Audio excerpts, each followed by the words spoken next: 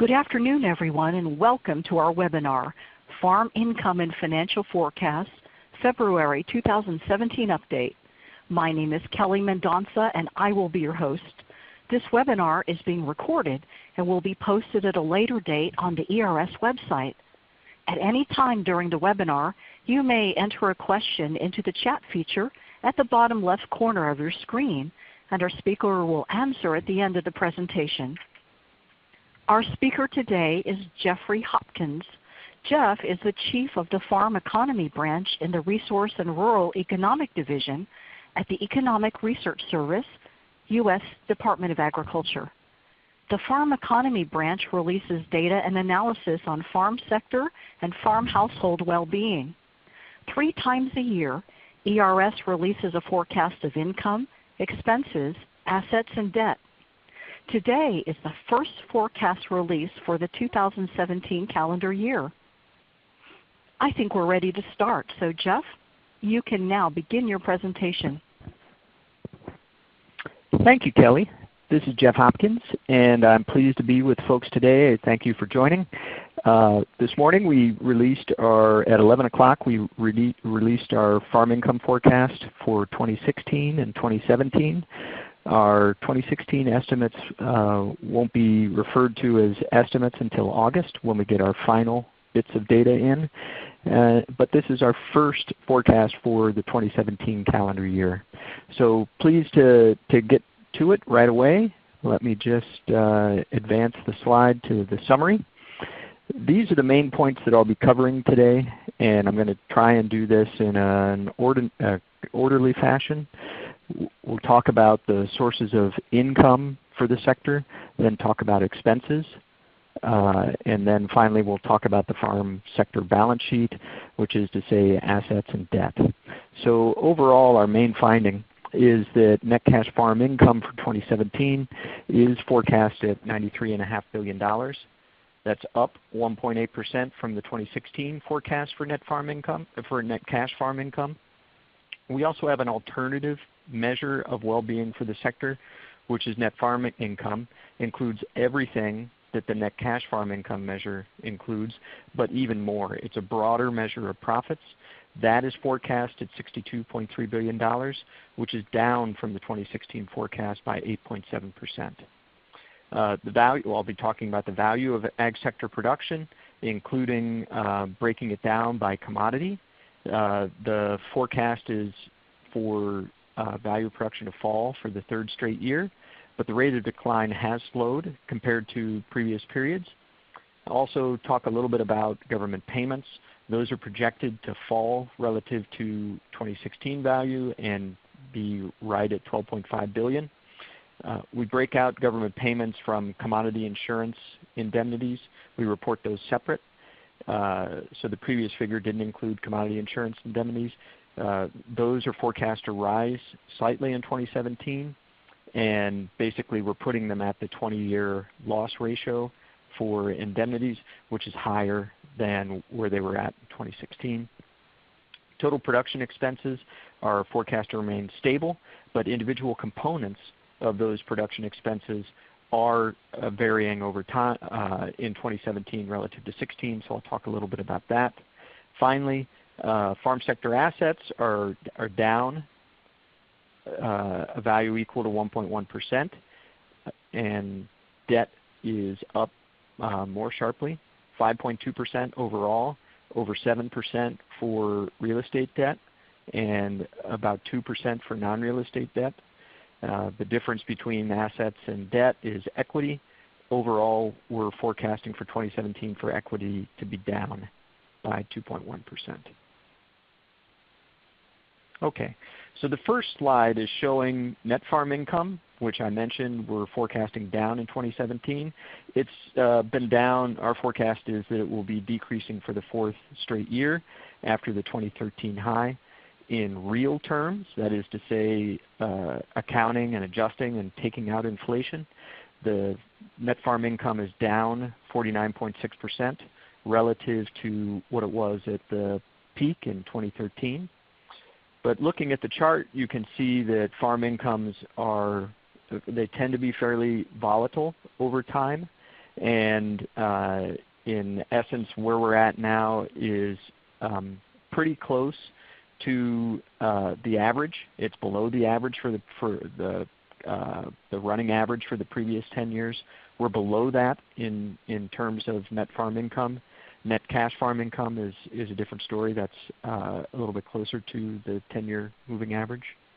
But this measure of farm income is the broadest measure of well-being for the sector. It includes all the cash income and expenses. It also includes some important non-cash value flows, including capital consumption, including the value, the imputed rental value of a house that may be occupied by the operator on the farm business. And it also includes inventory changes. And my next slide will highlight inventory changes for 2017. So this slide is what we call a waterfall chart, and it shows at the far left side what net farm income is forecast to be in 2016, which is to say $68.3 billion. And on the right-hand side, we have net farm income forecast for 2017, $62.3 billion, a difference of $6 billion or 8.7%. And it's useful in understanding what's driving that change to look at the individual components that make up farm income. Now oftentimes when we're showing this slide for year-on-year changes, the overwhelming impact is due to prices, commodity prices, either for crops or for livestock. The way to read this chart is that relative to 2016, there are only very small changes in crop receipts. $1 billion less in crop receipts in 2017 relative to 2016. So rather than focus on what is usually relevant, let's look at the drivers that are impacting the 2017 forecast. And the bars in red are indicating decreases in net farm income, and the bars in blue are showing what is increased relative to 2016. So the biggest impact here is due to crop inventory changes. So crop inventories are commodities that are produced and have, but they are actually attributed to a prior year's production. So if you're only looking at cash flows, you would say a commodity that was sold or is forecast to be sold in 2017 results in cash income. That's true, but if it came from an inventory, our measure of net farm income has already accounted for that production in a previous year. So net farm income has already counted the value of these inventory sales, and therefore the inventory sales that we think are going to occur in 2017, whereas they're counted for net cash farm income, they're reduced from net farm income. And the change in crop inventories is $8.2 billion for 2017 relative to 2016. So those inventory sales, they've disappeared and they've been sold. Those are actually a reduction from net farm income. Happy to take any follow-up questions that people have on that. The other main change for 2017 relative to 2016 is a $4.8 billion increase in a type of income that's kind of a catch-all category, and it is mainly included in that $4.8 billion is an increase in commodity insurance indemnity payments to be received by farmers.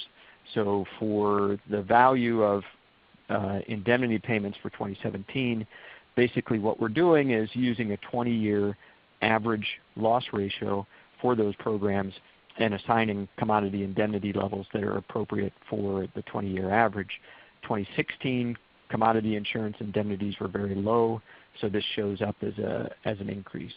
So a $6 billion difference. You're only going to find this in net farm income, though. If you only look at the net cash farm income values for 2017, it turns out that they're pretty even relative to 2016.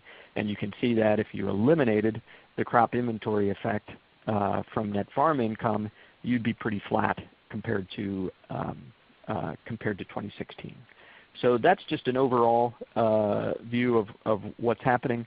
I'll get into some additional detail in the slides that follow. So first I'm going to talk about cash receipts for crop commodities and then livestock commodities. Our forecast for 2017 is that the biggest crop commodities, corn and soybeans, are going to be flat relative to the 2016 forecast values. And for that reason, there's not a whole lot of difference in crop commodity receipts overall. This masks some underlying large changes to individual commodities, and probably the most prominent is cotton, where cotton receipts are expected to grow 21.5% in 2017 relative to 16. That's being supported by both higher forecast prices for cotton and higher production. So both prices and quantity are increasing for cotton, and that's driving cotton receipts higher. On the other hand, wheat receipts are declining over time. They're forecast to decline by 16.6%. Moving to livestock, crop or animal and animal product crop commodity receipts, we have an impact, and if you remember from the earlier waterfall chart, for the sector as a whole, the impact is 0. But for certain commodities, it can be significant. Cattle and calf receipts are down 6.7% in 2017 according to our forecast relative to 2016. Also, dairy, a very similar story as cotton. Dairy cash receipts are forecast 13.7% higher, where that is both a function of increased price expectations as well as increased production. So both P and Q on this receipt measure are headed higher, and that's resulting in an increase in dairy cash receipts of 13.7%. Broilers and hogs are pretty changed, and I'll just say again, the sector as a whole is a little changed relative to 2016. The next chart is showing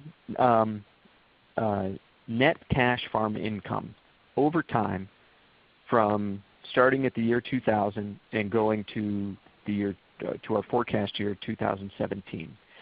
The bar of each of these bars, each of the years, bar divided into two segments. The dark green segment is net cash farm income except for government payments, and then the light green bar is government payments. So take them together and it's total net cash farm income. It's a similar story as we have with net farm income. There's volatility over time. This chart shows everything in real or inflation adjusted terms. So you can see from here that except for the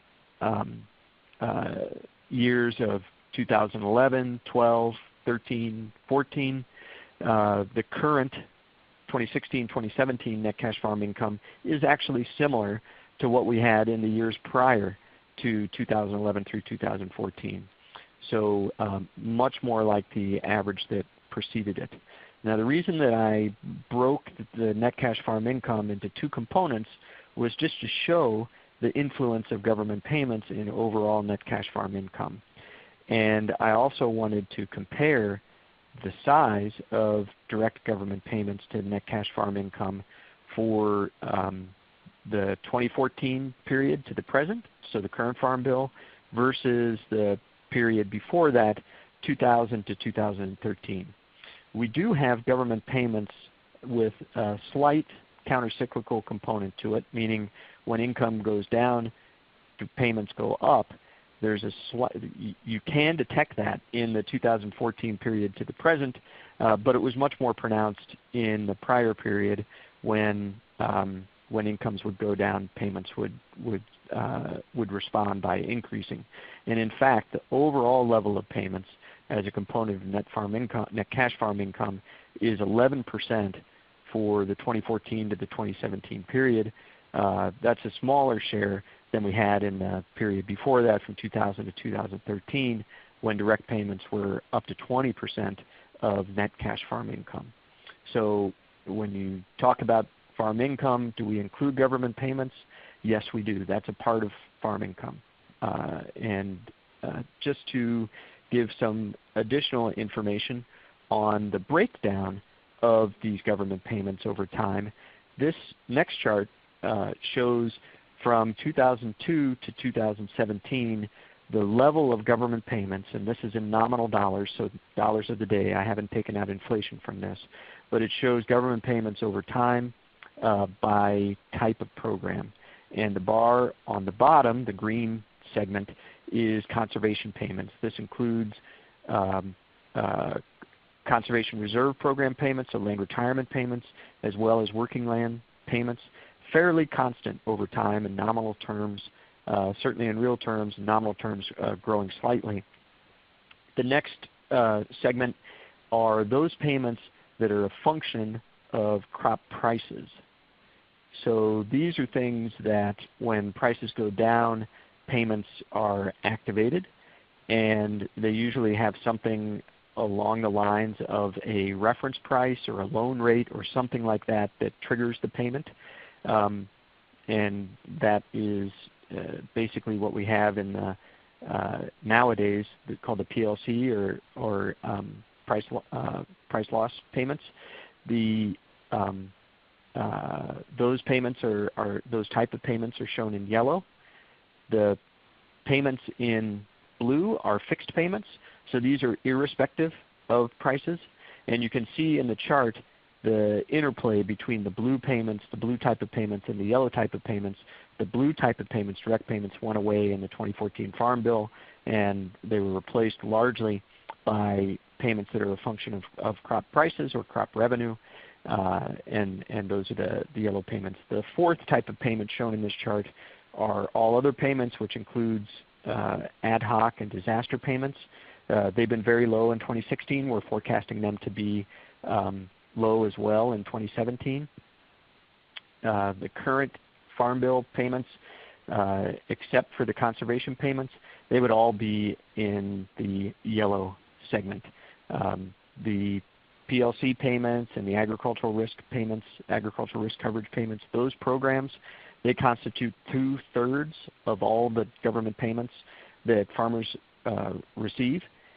And of those, our forecast is for one type of payments, the price loss coverage payments or PLC payments, to rise by $1.24 billion in 2017 relative to 2016, and for the agricultural risk coverage payments to fall by about $500 million. Most of the increase for PLC payments is going to go to wheat and peanut acreage, whereas the ARC payments, the payments that are likely to decline, those are mostly to corn and soybeans acreage. And happy to take any other questions you have on government payments. So up until now, we've been talking about sources of revenue or sources of income, and now I'll tell a little bit of the story that we see for 2017 for production expenses. This chart shows, the dotted line shows nominal or dollars of the day production expenses from 1970 to the present, including our 2017 forecast. And the dark solid line is showing an inflation-adjusted expenses level. Overall, production expenses are highly cyclical. They've been declining as net farm income has been declining over the past 3 or 4 years. And in general, we're showing production expenses to be flat in nominal terms for 2017, although in real terms that's a decline relative to 2016. And in real terms, that is 3 consecutive years, meaning 2015, 2016, 2017, that real expenses have declined. We haven't seen that sort of streak since the 1980s in terms of reduction in spending. So we think that that's significant. Reduction in spending has been one of the sources of support for farm incomes, particularly in 2015 and 2016. And this story is still evolving. We really won't know the production expense story in its entirety until August of next year, when we get in our survey data of farms, our national survey data, when people actually tell us how much they spent. Really what we're relying on right now is a forecast of changing prices for these components and recent history in terms of trends for spending. So that's the aggregate story. And I'll just say it again, the aggregate story is flat. Individual expense components are interesting to look at in and of themselves though. And what we're doing in this chart is comparing the 2016 forecast spending levels to the 2017 forecast spending levels. And on the left-hand side are those components where spending is forecast to increase relative to 2016. And on the right-hand side of the chart are those inputs that we forecast spending to be decreasing. So this chart is also useful for putting in perspective how much is spent on these different inputs, and it's I always learn something from this. For the most part, the trends that you see here, the one-year trends, are consistent with what we've been seeing in terms of trends over the past couple of years. That is to say, labor has been going up for the last 3 or 4 years. Interest has been going up over the past 3 or 4 years. Net rent has been fairly flat, but it's forecast to increase this year. The one exception that I will point out is energy costs. And fuels and oils overall constitute just about 5 to 7% of total production expenses. But we're forecasting energy costs to be increasing by 13.2%. Much of that is associated with the increasing cost of diesel, which the Energy Information Agency is saying is going to increase by up to 40 cents a gallon. So that's embedded in our forecast. Fuels and oil expenditures have been decreasing for the past couple of years. So this reversal, at least in our forecast, is significant in my mind. The largest expense that farms have is for feed, and both feed and livestock and poultry purchases have been decreasing now for a couple of years. So those expenditures, if you think about it, it kind of makes sense. The commodities that are being fed and the livestock that's being purchased, the commodity price for those has been decreasing. So the total amount that farmers spend on their needs for feed and feeder cattle and those inputs are going down as well. Okay, so that's the expenses side. And turning now to the balance sheet, we are forecasting a slightly more negative 2017 story than 2016 and more negative than 2015 and 2014. We're showing the balance sheet to be decreasing throughout that period. For 2017, we're forecasting a 5.2% increase in farm sector debt.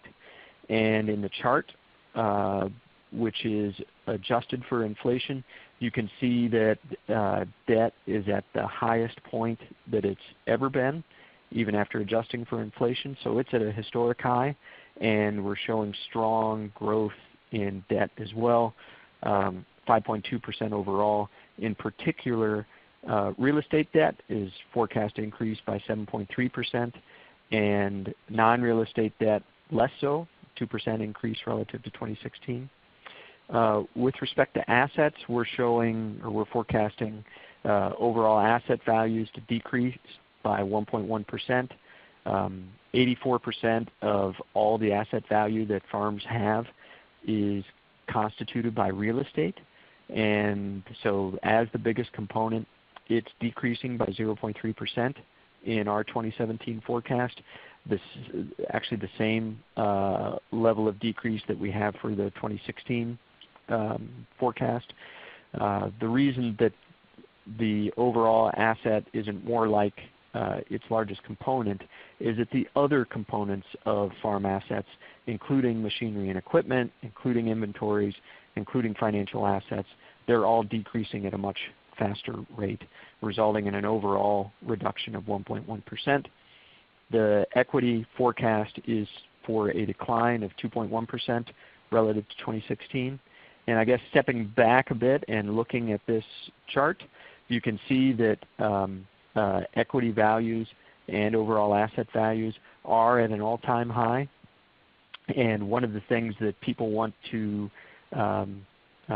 do, a standard reference point, is a comparison of debt to total assets for the sector.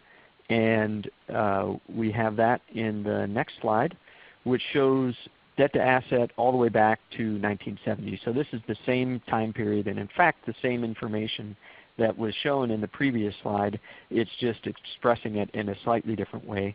We take the blue line, takes the debt and divides it by the total amount of assets, and the red line takes the debt and divides it by the total amount of equity. You can see that these two ratios, which are solvency ratios, or let's say the risk of default, is increasing now for several years, and they're now above the 10-year average that both of these measures have taken for the sector as a whole. Still below their historic average as shown in the chart, and far below the historic high, but this level of increase in debt to asset ratio is something that we're looking at. We have some additional information that in this presentation, which I'll be going over in a couple minutes to talk about debt to asset ratio a little bit more. And I should have mentioned all of the information that I'm sharing is available on the ERS website. These slides will be available, as Kelly mentioned, but we also have a number of data visualizations that take this same data that we just released at 11 o'clock and incorporate them into the charts and the graphics and the maps that are included in those data visualizations. Okay. Everything that I've shown up to now applies to the sector as a whole. And what we try to do to give more descriptive information about what is happening among different types of farms is we'd like to say something about where we'd like to not just talk about the sector, we'd like to talk about individual farms. So in the slides that follow, we'll be talking about farm businesses. And farm businesses is a term that we use to refer to farms that the primary occupation of the operator is farming rather than something else. So we include in this categorization of farm businesses all those farms that have primary occupation farming reported for the operator, as well as those farms that had over $350,000 in gross cash farm income. So in the chart that's on the screen right now, these types of farms, the primary occupation farming, are shown in blue and labeled intermediate farms. And the commercial farms are those that are $350,000 or more, regardless of what the primary occupation of the operator is. So in what follows, I'll be talking about the blue and the red portion of the farm sector, and leaving aside what we call residence farms. These are people who meet the definition of the farm, but their primary occupation is something other than farming. So when we talk about these farms, we're only talking about 40%, about 820,000 of the 2 million farms. Those farms constitute about 90% of the value of agricultural production. They constitute 2/3 of the assets and 3/4 of the debt held by the sector as a whole. So we think looking at farm businesses is a good way to look at the total variation in the sector impacts as they affect the distribution of farms in the U.S. So this chart, this bar chart, is showing from 2010 to 2017 the average net cash income for those farm businesses that have any of these specialties. So we define the specialty, let's say corn, as this is the average net cash farm income for farm businesses who specialize in corn, meaning they got over 50% of their value of production from corn. So we have created these discrete groups of corn, soybean, wheat, cotton, specialty crop, and other crop farms, and we are showing here what is the average net cash farm income for each of them. And the biggest impact, and this was already previewed in the cash receipt information that I shared, is the increase for cotton farms, an increase from $223,000 average net cash farm income in 2016 to $298,000 in 2017. So an increase over the past 3 years of net cash farm income for those farms that are specialized in cotton. That's a 34% increase and certainly significant. Not much overall movement for corn and soybean types of farm businesses. They're relatively flat. And as I mentioned, the biggest impact here is for cotton. So it's a cotton story for crops. The biggest impact for those farms that are livestock specialized, so animals and animal products, is the 42.7% increase in average net cash farm income for dairies. So $250,000 forecast for 2017 relative to $170,000 for dairy farms in 2016, 42.7% increases. That's both based on higher prices, higher production, strong forces in dairy going on right now. It's strongly supported by exports as well. On the other hand, cattle and calf farm businesses, their net cash farm income is down by 12.9% from $41,000 to $36,000 in 2017. So if you look at how the distribution of agricultural production occurs in the continental U.S. and you impose the impacts that are in our farm sector model and use our information on the distribution of how farms are found across the U.S., you can have a regional net cash farm income estimate, forecast estimate as well. And compared to previous years, this map, if you've been following, was mostly negatives in 2016 and 2015. In 2017, with flat sector net cash farm income and with increasing farm business net cash farm income, we're seeing a number of sectors that are going to have an increase in net cash farm income relative to 2016. Foremost among them, Northern Crescent. That's due to dairy. The strong growth in dairy is supporting Northern Crescent incomes. Also, the growth in cotton can be seen in the Southern Seaboard, Fruitful Rim region as well, where both of those are increasing. On the other hand, the Northern Great Plains is showing a decrease. The Heartland flat to slightly lower, the same with Eastern Uplands. Those are some of the regions where you're seeing a lot of cow-calf operations, and wheat, which we highlighted as being weak and problematic for some regions, is causing them to go down. Overall, 6 regions are increasing, 3 regions are decreasing in terms of net cash farm income. The next chart, I mentioned that I was going to get back to the debt to asset story, and I find these charts to be an interesting complement. So once again, we're only looking at farm businesses. So those 40% of farms that are responsible for 75% of the debt, 2/3 of the asset, 90% of the production. And what this chart is showing are the share of crop farms, that's on the left, and the share of animal product farms, that's on the right. The share of them that have a debt to asset ratio that is greater than 0.4, that's what the solid line is, or I'd say greater than 0.4 and up to 0.7. And then the broken line is showing 0.71 and above. So this is the share of the farms that would have greater, you add them together, greater than 0.4.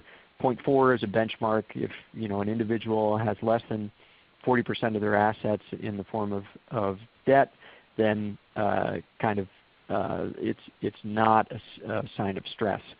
So if you look at on crop farms, 6.3 plus 5%, that's 11.3.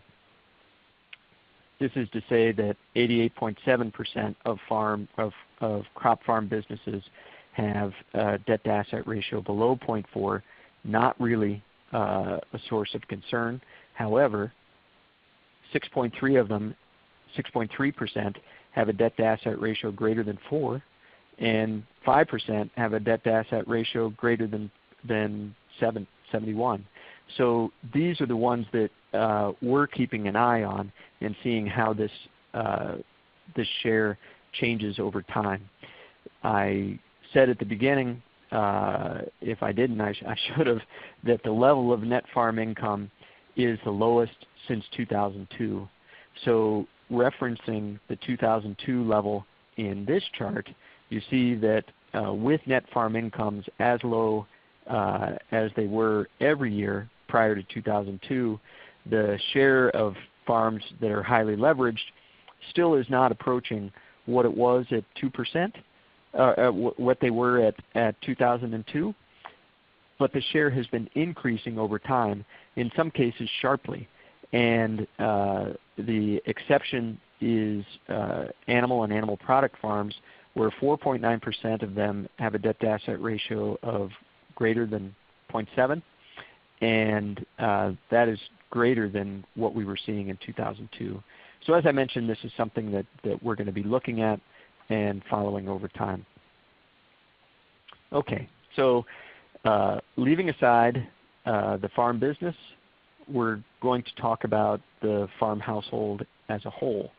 And farm households get income both from their farming operation, and many of them have off-farm sources of income as well.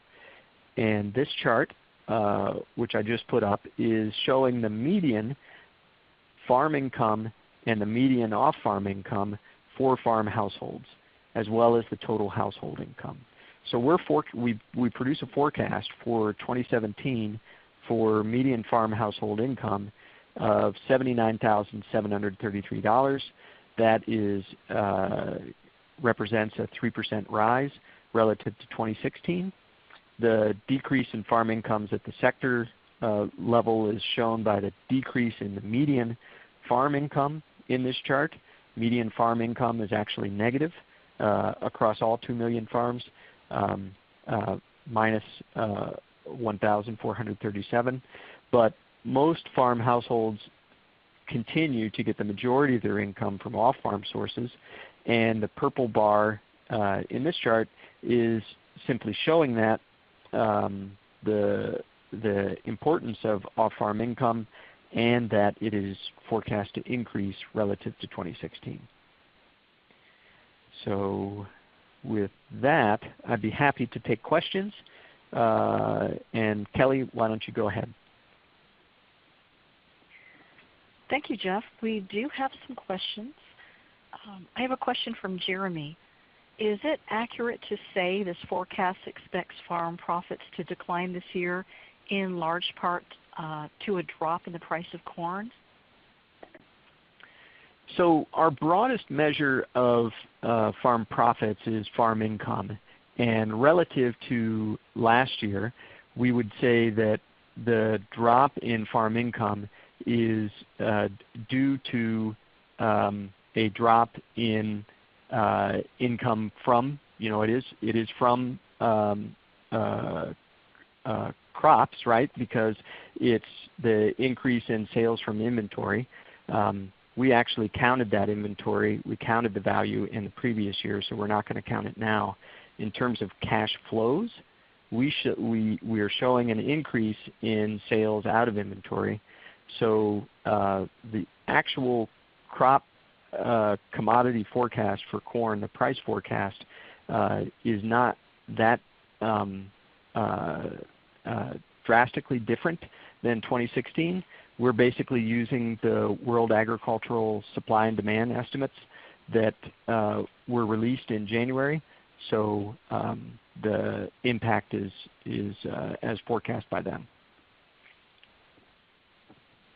Okay, we have another question from Christian. Why is total household income higher than off-farm income if farm income is negative?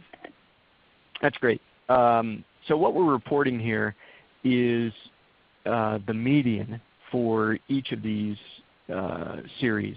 So we're reporting the farm income at the median, and then we're reporting the off-farm income at the median. And the distribution of farm income and the distribution of off-farm income aren't the same. Not everybody has the same share of farm income represented in their total income stream as everybody else. Some people make lots of money on the farm, some people lose money on the farm, and that isn't necessarily correlated with how much they make on or off the farm.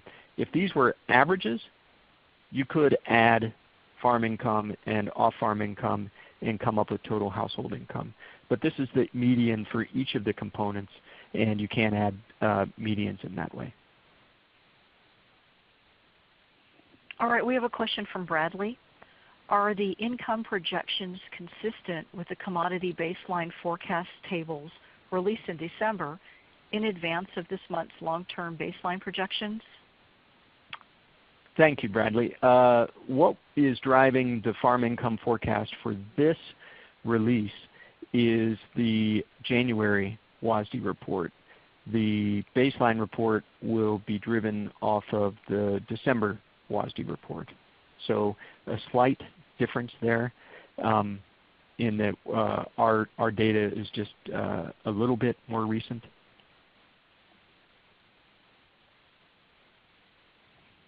All right, we have a question from John.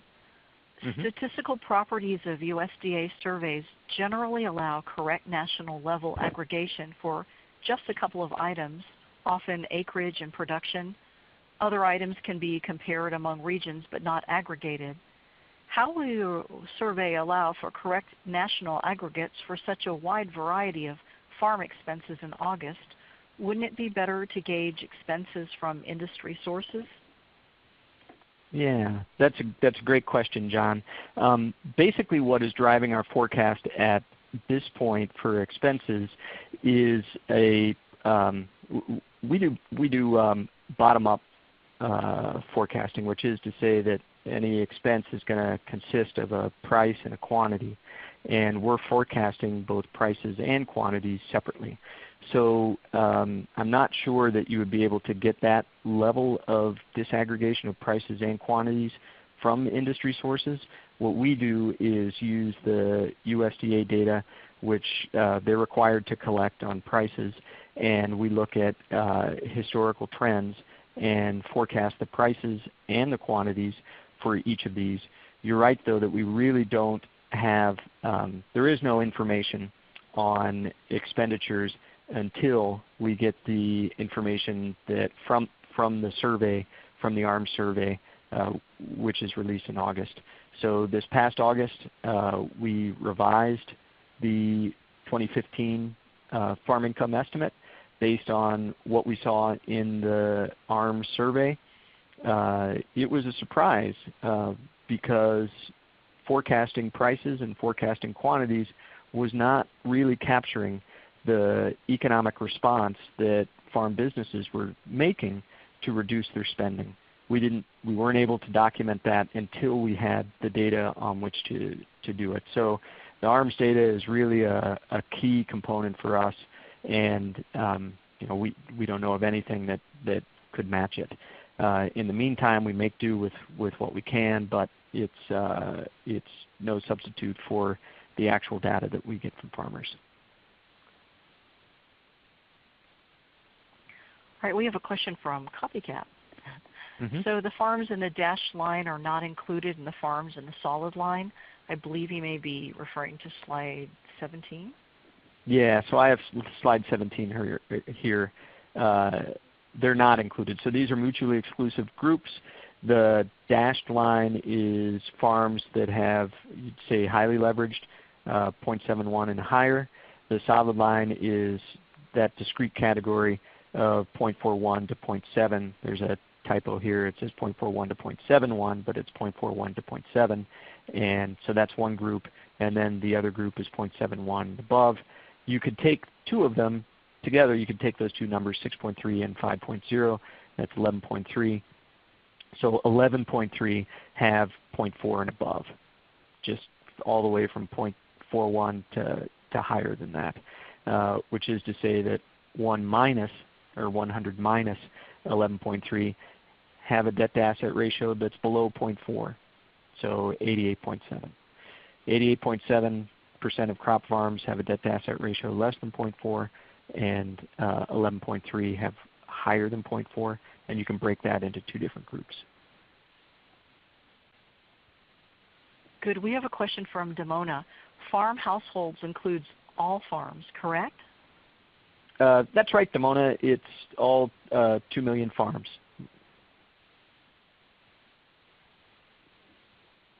And a question from Matt.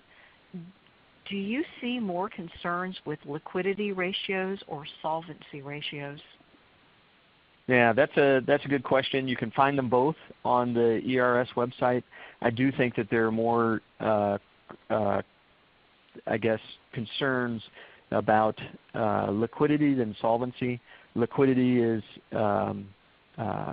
not as drastic as solvency issues. Solvency, that's the risk of going bankrupt. The liquidity risk is a risk of not being able to make debt service payments. So there's a number of ways that you could look at the solvency, the debt to asset ratio, but there are a number of other ratios which I would refer to you, including the times interest earned, measure, also a measure of working capital, current ratio. There are other ratios that you can consult that they're on the ERS website, and we've updated them for the 2017 forecast, so you can look at what our outlook is for 2017 for liquidity ratios, solvency ratios, and efficiency ratios, profitability ratios. There's a whole number of things you could look at on the implications of our forecast. All right, we have a question from Chase.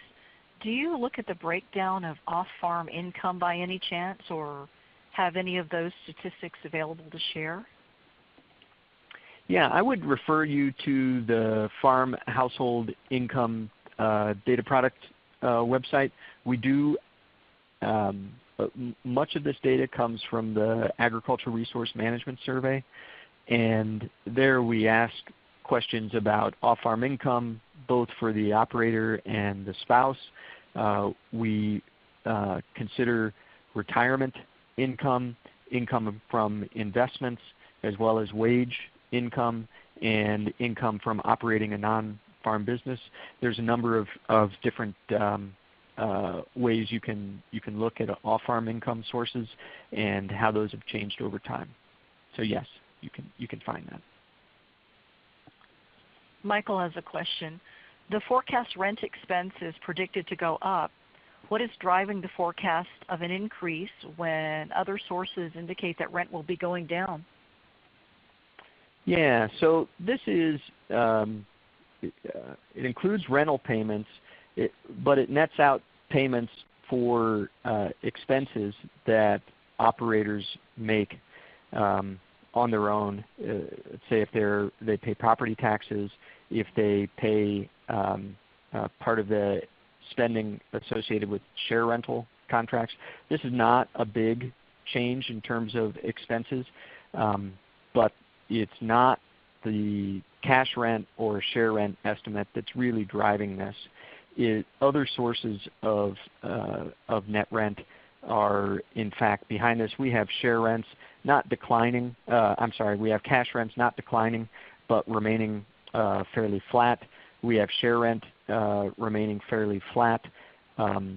government payments received, that's something that's netted out. We have that declining. Actually, one of the biggest drivers of this expense may in fact be the pass-through of commodity indemnity payments, which we're forecasting to be increasing in 2017. So that net rent, it does include the net value of commodity indemnity payments. So don't look at it as here's ERS's forecast of cash rental rates or cash rental expenses. It's really a composite category that includes changes in a number of those subcategories. Jeff, we have a question from Keith. How important is off-farm income for the larger farm business, farm households? Is off-farm income above 50% of farm household income for these large farms? Yeah, that's a great question. And the median off-farm income for commercial farms is an important source of the overall household income. We have data that I'd be happy to share with you. But even for those large commercial farms, we're seeing like median farm household income to be median off-farm household income to be above $40,000. So a significant source of overall income. It's not 95, 100%, but it's 40% or higher, at least at the median level. So it's a significant source of income even for commercial farm businesses. Here's a question from Andrea. What is the average yield per acre you are using for corn and soybeans? Yeah, thank you, Andrea. I would have to refer you to the WASDE report for January. We used the same production and yields and prices that were in the January World Agricultural Supply and Demand estimates. So we mimic theirs. I don't actually have it in front of me right now. But if you check that, that's what we used. All right, and another question. You present a forecast for net cash farm income and for net farm income. What is the difference between the two, and which one should I pay attention to? Okay, great. We do include them both, and they're both measures of well-being. So you could use either one. As an economist, I guess I would have a preference for using the one that's more inclusive and that isn't biased just towards those sources of income and expenses which are cash flows, but also including non-cash flows. The main difference between the two measures is that the net farm income is more inclusive. It has three components that I would just talk about briefly. One is capital consumption, and that's a big line item expense. This is the economic depreciation, so it's a cost associated with vehicles and machinery and everything else on the farm. And the capital consumption measure is part of farm income, and in most years it's going to be something along the lines of $40 billion. Another non-cash component that's only found in net farm income is the imputed rental value of the operator's dwelling. That this is a source of value that's included in net farm income, and for most years it's going to be about $20 billion. So it's an important source. The third one is the inclusion in net farm income of inventory changes. So inventory changes are important for the 2017 forecast, and only the farm income measure really treats those in a way that is consistent with value-added accounting, which is to say it applies the value at the point at which it was created. The inventory was created in a prior year, so it counted the value at that point. So I have a slight bias there, but the net cash farm income measure I think has a really strong interpretation, which is to say net cash farm income is the money you have, is the cash that you have left over It could be used to support the household, so it will pay for living expenses. It will also pay for new investments, and it's available to pay down debt, not the interest payment on the debt, but to actually pay down the principal. So as a concept of cash income, it has a really good interpretation, which is I think useful for monitoring as well. All right, we have one more question. Where can I get more information on the farm income forecast? And what's your email address in case we'd like to ask you further questions? Yeah, I'm happy to answer that. We have a group of people who work on the farm income team. And so we kind of have a group email address. It's called Farm Income Team, all mashed together, at ers.usda.gov. And when people write in and ask a question, we consider it as a group and then come out with a group response. It's not an empty mailbox whatsoever. We pay a lot of attention to it. So encourage your questions and your comments. And you can find that email address if you didn't write it down. It's on the Farm Income and Wealth Data Product website. So it's at the bottom as the contact information. We update our forecast 3 times a year. So if you go on there now, you'd be able to if you go on the ERS homepage, it'll take you right to that site.